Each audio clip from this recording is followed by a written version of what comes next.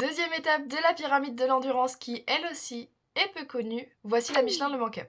Lancée en 2016, la Michelin Le Mans Cup, ou plus connue sous le nom de Le Mans Cup, est la deuxième étape après la Ligier European Series dans l'accession au WEC. Dans cette catégorie, nous y retrouvons deux types de voitures, les prototypes 3, donc LMP3, et les GT3. Les LMP3 sont des voitures de type prototype créées en 2015 par la CO, et cette année, nous allons voir la troisième génération de ces voitures. Il y a donc 4 types de voitures qui ont été construites en conformité avec le règlement technique. Les Ligier JSP 325, les Ducane D09, les Hades AD25 et les Ginetta G61 LT P325 Evo. La puissance du moteur sera de 470 chevaux avec des moteurs Toyota V35A. Les voitures devront peser au minimum 1000 kg, donc 1 tonne, et la boîte de vitesse, quant à elle, possédera 6 rapports avant et 1 rapport arrière. Les GT3, quant à elles, sont des voitures plus proches des voitures de série.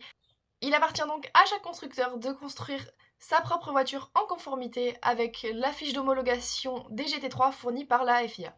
Les voitures inscrites cette année dans le championnat sont des Aston Martin Vantage, des Ferrari 296, des Porsche 911 GT3 R-Type 292 et des Mercedes AMG GT3. Mais d'autres constructeurs comme BMW, Corvette, Nissan et d'autres constructeurs peuvent bien sûr présenter leur voiture. Malgré qu'il y ait seulement 2 voitures différentes au départ, il y a bien 3 catégories dans ce championnat. Les LMP3 avec des écuries comme RSGP ou bien Forestier Racing avec Louis Rousset et Romain Favre. Les LMP3 Pro AM avec par exemple l'équipe Motorsport 98 où roulera Gillian Henrion. Et les GT3.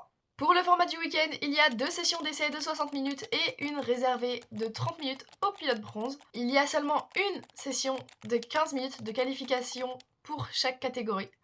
Et s'ensuit ensuite une course de 2 heures, sauf pour Road to Le Mans qui se déroule la semaine des 24 heures où il y a 2 courses d'1 heure, et le week-end à Silverstone où il y aura une course d'1h50. Il est impératif que chaque pilote roule 45 minutes chacun. Les points quant à eux sont accordés comme en Formule 1 et dans les autres sports mécaniques, et un point supplémentaire est accordé pour la pole position.